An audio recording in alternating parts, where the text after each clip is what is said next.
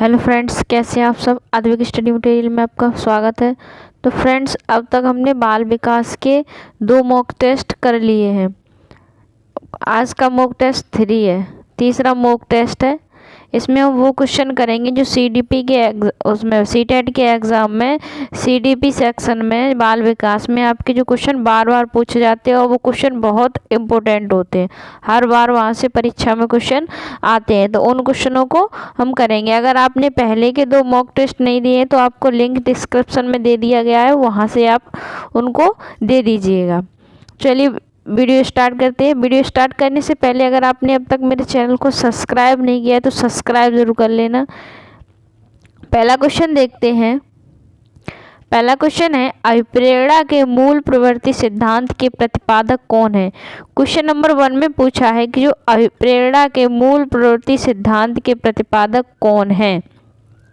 McDougall हैं, Abraham Maslow हैं, Simpson हैं या फिर विलियम जेम्स हैं।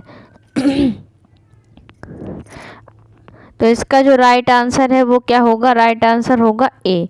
राइट आंसर क्या होगा, मैकडूगल। इसका जो अभिप्रेरणा के मूल प्रवृत्ति का सिद्धांत जो दिया था वो कब दिया था, 1908 में। कब दिया था, 1908 में। और किसने दिया था, मैकडूगल ने। किसने दिया था, मैकडूगल ने। कब दिया था, 1908 में। कब दिया था, 1908 में। तो इसका जो राइट आंसर है वो क्या हो जाएगा, option number A. Friends, channel को सब्सक्राइब जरूर कर लेना। अगला क्वेश्चन है, विकास की किस अवस्था को कॉल तथा ब्रूस ने संवेगात्मक विकास का अनोखा काल कहा। संवेगात्मक विकास का अनोखा काल कहा। Which of the following stages of development is called as a unique stage of emotional development by Cole and Bruce. Cole and Bruce ने विकास की किस अवस्था को संवेगात्मक विकास का अनोखा काल कहा।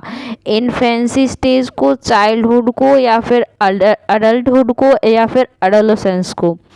तो आपका जो राइट आंसर है वो क्या हो जाएगा, कॉल एंड ब्रूस ने अनोखा काल किस अवस्था को कहा था, बाल्यावस्था को। किसको कहा था, चाइल्डहुड को। तो आपका राइट आंसर क्या हो जाएगा, ऑप्शन नंबर बी। क्या हो जाएगा, ऑप्शन नंबर बी।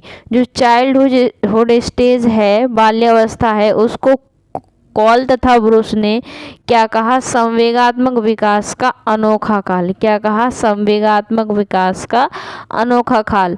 तो राइट आंसर क्या हो जाएगा, बी। संवेगात्मक विकास का अनोखा काल किस अवस्था को कहा जाता है, बाल्यावस्था को। और किसने कहा, कॉल तथा ब्रूस ने। तीनों बातें याद रखना। अगला क्वेश्चन है बालकों का अधिगम सर्वाधिक प्रभावशाली होगा जब। बालकों का जो अधिगम है, बालकों की जो लर्निंग है वो कब सर्वाधिक प्रभावशाली होगी। पहला ऑप्शन है, पढ़ने लिखने एवं गणितीय कुशलताओं पर ही बल होगा। जब होगी प्रभावशाली अधिगम या के पढ़ने और लिखने और गणितीय उनकी कुशलताओं पर ही बल देना, तब क्या बालकों की जो अधिगम है वो बहुत ज़्यादा प्रभावशाली होगी। अगला ऑप्शन है, बालकों का संज्ञानात्मक, भावात्मक तथा मनोचालक पक्षों का विकास होगा। या फिर शिक्षण व्यवस्था एकाधिरवादी होगी।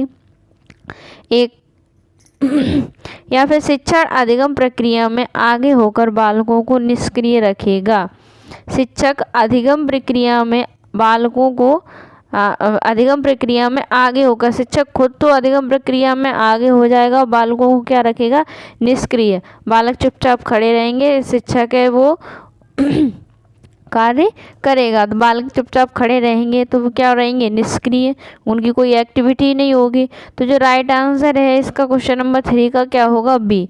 क्या होगा, बी। राइट आंसर क्या होगा, बालकों का अधिगम सब प्रभावशाली तब होगा जब बालक संज्ञानात्मक, भावात्मक तथा मनोचालक पक्षों का विकास होगा। जब बालक के उसका कॉग्निटिव का, इफेक्टिव का और साइकोमोटर तीनों पक्षों का विकास होगा, तब बालक का अधिगम सर्वाधिक प्रभावशाली होगा। ठीक है, तो राइट आंसर क्या हो जाएगा, बी। क्वेश्चन नंबर 4 है, निम्न में से किस सिद्धांत को पुनर्वलन का सिद्धांत भी कहा जाता है। कौन सा सिद्धांत है जिसको रेनफोर्समेंट थ्योरी भी कहा जाता है? शास्त्रीय अनुबंधन सिद्धांत, क्लासिकल कंडीशनिंग थ्योरी, या फिर उद्दीपक अनुक्रिया सिद्धांत, स्टिमुलस रिस्पॉन्स थ्योरी, या फिर सूझ का सिद्धांत, थ्योरी ऑफ इंसाइट, या क्रिया प्रसूत अनुबंधन सिद्धांत, ऑपरेंट कंडीशनिंग थ्योरी। कौन सा सिद्धांत है जिसको पुनर्वलन का सिद्धांत भी कहते हैं? इसका राइट आंसर क्या हो जाएगा? डी। क्या हो जाएगा? डी। जो क्रिया प्रसूत अनुबंधन सिद्धांत है इसको क्या बोलते हैं? पुनर्वलन का सिद्धांत। ऑपरेंट कंडीशनिंग थ्योरी को ही क्या बोलते हैं हम? Reinforcement theory. तो राइट आंसर इसका क्या हो जाएगा? डी। अगला क्वेश्चन है, निम्न में से कौन सी अवस्था ब्रूनर के संज्ञानात्मक विकास सिद्धांत का अंग नहीं है? निम्न में से कौन सी अवस्था पूछा है कि ब्रूनर के संज्ञानात्मक विकास सिद्धांत का अंग नहीं है? ब्रूनर ने संज्ञानात्मक विकास सिद्धांत की अवस्थाएं दी थी, जैसे जीन पियाजे ने कितनी अवस्थाएं दी थी संज्ञानात्मक विकास की? 4 अवस्थाएं दी थी। वैसे ही किसने दी थी? ब्रूनर ने। तो कौन सी ब्रूनर की अवस्था इसमें नहीं है?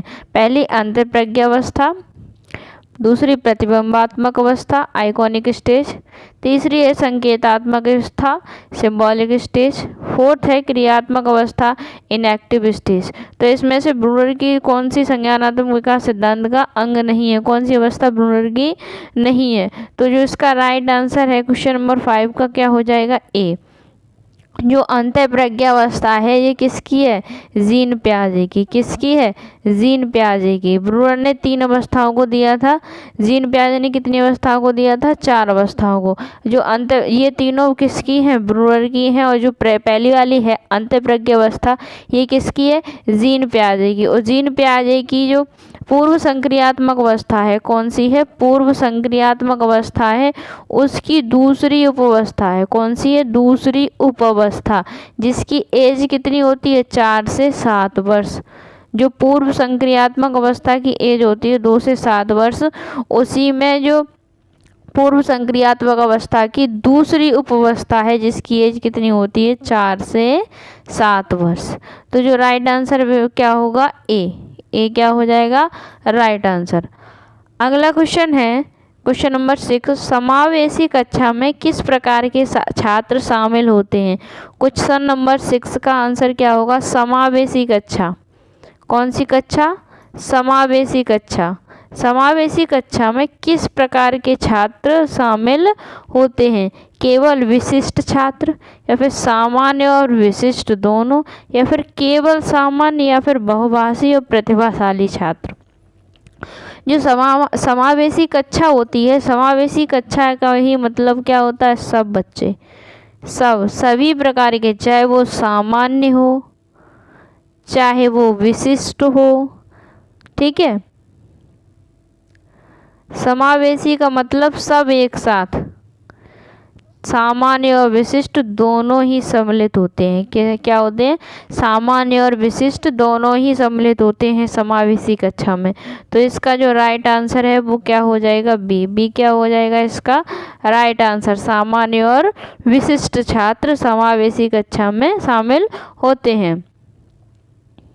उसमें बहुभाषी भी आ जाएंगे, प्रतिभाशाली भी आ जाएंगे, सामान्य विशिष्ट के अंदर दोनों। ठीक है, अगला है, निम्न में से कौन सा अच्छे शिक्षण की विशेषता नहीं है? क्वेश्चन पूछा है कि निम्न में से कौन सा अच्छे शिक्षण की विशेषता नहीं है? स्वेच्छाचारी, जनतांत्रिक, सहानुभूतिपूर्ण, वांछनीय सूचनाएं देने वाला। जो अच्छा शिक्षण है, देखो जनतांत्रिक तो अच्छे शिक्षण में होगा, जनतांत्रिक अच्छे शिक्षण में होगा, सहानुभूति भी दिखाओगे, शिक्षक को सहानुभूति भी दिखानी चाहिए बालक के प्रति, न को पीटने लग जाए उसको। वांछनीय सूचनाएं भी देने वाला होता है। जो स्वेच्छाचारी होता है, स्वेच्छाचारी मतलब खुद के ही बारे में तो इसमें जो राइट आंसर है वो क्या हो जाएगा? ए। पूछा है कौन सी विशेषता अच्छे शिक्षण में नहीं है, तो अच्छे शिक्षण की विशेषता स्वेच्छाचारी नहीं है। तो राइट आंसर इसका क्या हो जाएगा? ए। राइट आंसर क्या हो जाएगा? ए। क्या है? स्वेच्छाचारी। ठीक है, राइट आंसर क्या हो जाएगा? ए। अगला क्वेश्चन है, फ्रेंड्स चैनल को सब्सक्राइब कर लेना अगर आपने अब तक मेरे चैनल को सब्सक्राइब नहीं किया है। अगला क्वेश्चन है, समावेशीकरण की सफलता के लिए आवश्यक है।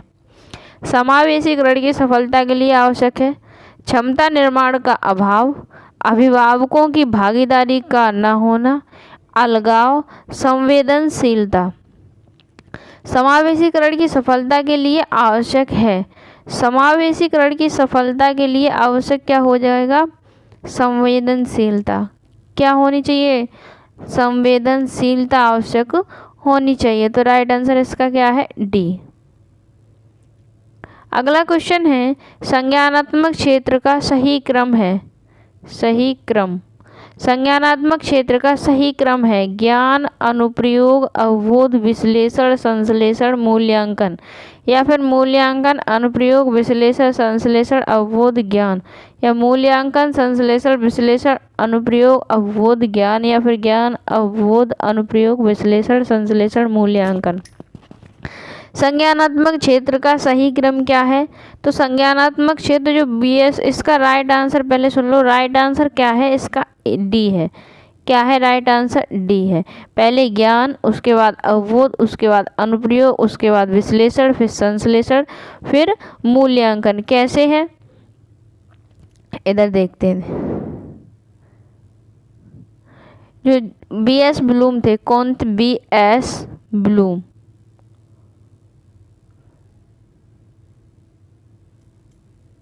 BS Bloom.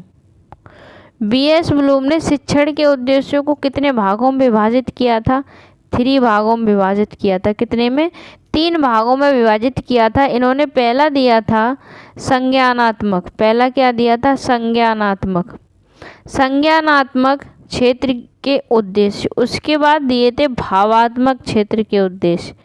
उसके बाद तीसरे दिए थे मनोगत्यात्मक क्षेत्र के उद्देश्य। इन्होंने 3 प्रकार के शिक्षण क्षेत्र उद्देश्य बताए। उसमें 1956 में, कब? 1956 में इन्होंने संज्ञानात्मक क्षेत्र के, किसके? संज्ञानात्मक क्षेत्र के कितने भाग बांटा? 6 भागों में बांटा। संज्ञानात्मक क्षेत्र में को 6 भागों में बांटा। इसमें पहला तो था ज्ञान क्रम से, दूसरा था अवबोध, तीसरा था अनुप्रयोग,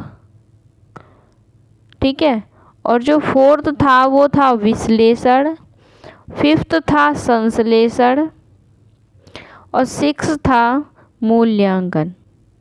ये इनका क्रम हो गया। इसी क्रम को क्वेश्चन में पूछा है कि संज्ञानात्मक क्षेत्र का सही क्रम क्या है। तो पहले नंबर पर ज्ञान था, दूसरे पे अवबोध था, अनुप्रयोग, विश्लेषण, संश्लेषण, मूल्यांकन। और ये किसने दिए थे? BS ब्लूम ने। किसने? BS ब्लूम ने। अगला क्वेश्चन है, पियाजे के अनुसार संज्ञानात्मक विकास की तृतीय अवस्था निम्नलिखित में से कौन सी है? पियाजे ने संज्ञानात्मक विकास की 4 अवस्थाएं बांटी थी। इसमें से पूछा है कि जो तीसरी अवस्था है वो कौन सी है? औपचारिक संक्रिय अवस्था, या पूर्व संक्रिय अवस्था, या मूर्त संक्रिय अवस्था, या फिर संवेदनात्मक गामक अवस्था। जो तीसरी अवस्था है वो कौन सी है? तो इसका जो राइट आंसर है वो क्या है? सी, मूर्त संक्रियात्मक अवस्था। जो तीसरी अवस्था है कौन सी है? मूर्त संक्रियात्मक अवस्था। इसकी जो एज है वो कौन सी, कितनी है? 7 से 11 वर्ष। इसकी जो एज होती है वो कितनी है? 7 से 11 वर्ष। तीसरी तो ये हो गई। जो पहली है वो कौन सी है? संवेदनात्मक गामक अवस्था। ये कब होती है? 0 से 2 वर्ष, मतलब जन्म से 2 वर्ष। और जो दूसरी है वो कौन सी है? पूर्व संक्रियात्मक अवस्था। इसकी जो एज होती है ये कितनी होती है? 2 से 7 वर्ष। और जो चौथी है वो है औपचारिक संक्रियात्मक अवस्था। इसकी जो एज होती है वो 11 प्लस। कितनी होती है? 11 से ऊपर। तो थैंक यू फॉर वॉचिंग। अगर वीडियो अच्छी लगी हो तो मेरे चैनल को लाइक, शेयर एंड सब्सक्राइब कीजिएगा।